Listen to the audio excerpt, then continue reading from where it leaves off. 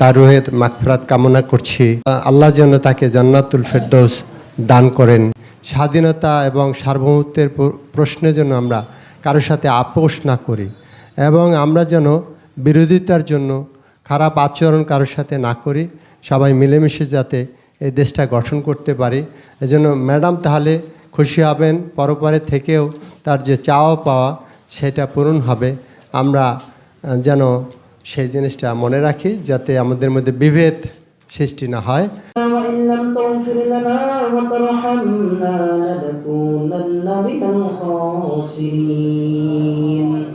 رب ارحمهما كما ربياني صغيرا رب ارحمهما كما ربياني صغيرا ربنا آتنا في الدنيا حسنة وفي الآخرة حسنة وقنا عذاب النار ربنا لا تؤاخذنا إن نسينا أو أخطأنا ربنا ولا تحمل علينا إصرا كما حملته على الذين من قبلنا ربنا ولا تحملنا ما لا طاقة لنا به واعف عنا واغفر لنا وارحمنا أنت مولانا فانصرنا على القوم الكافرين اللهم أرنا الحق حقا وارزقنا اتباعه وأرنا الباطل باطلا وارزقنا اجتنابه اللهم اهدنا واهد بنا واهد الناس جميعا ربنا لا تزغ قلوبنا بعد إذ هديتنا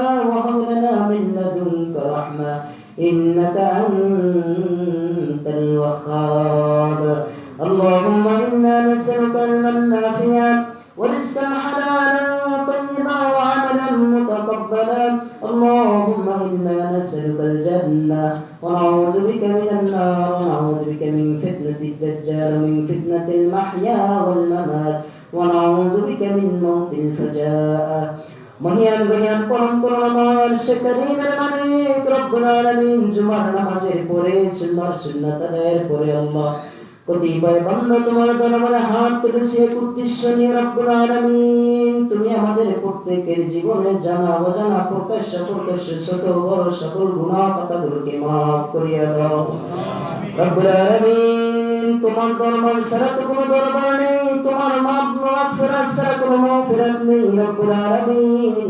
যার কাছে গিয়ে আমরা মাফ চাবো, যার কাছে গিয়ে আমরা আবেদন করবো, তোমার দরখাস্ত করবো আল্লাহ আল্লাহ। মুমিন বান্দা যখন হাত উঠায় তোমার কাছে কোনো কিছু চায় তাই মনোভক্তি আল্লাহ তুমি তা হাত ফিরায় খালি হাত ফিরায় দিতে লজ্জা বোধ করো।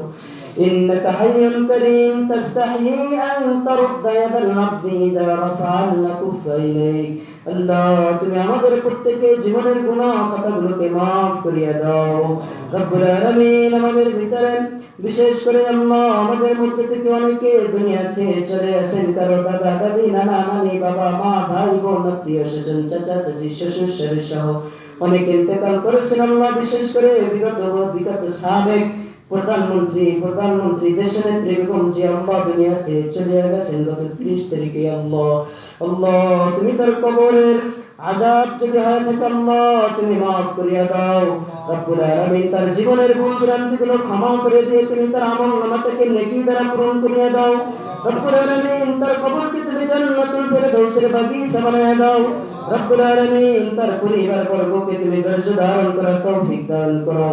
দেশব্যাপী তার ভক্ত নবী যারা আছে আল্লাহ তুমি তাদেরকে তার দেখানো পথ এবং সঠিক পথে চলার তৌফিক দান করো আল্লাহ। তিনি বড় ভালো মানুষ ছিলেন, নীতিবান আদর্শবান মানুষ ছিলেন আমাদের জানা মতে আল্লাহ। তার নীতি আদর্শ মতো তার দলের লোকদেরকে আল্লাহ তার ভক্ত নবীদেরকে চলার তৌফিক দান করো আল্লাহ। তিনি ওলামায়ে কিরামকে ভালোবাসতেন আল্লাহ, সেই ভালোবাসা যাতে তাদের লোকেরাও ধরিয়ে রাখতে পারে আল্লাহ তুমি সেই তৌফিক দান করো আল্লাহ আল্লাহ।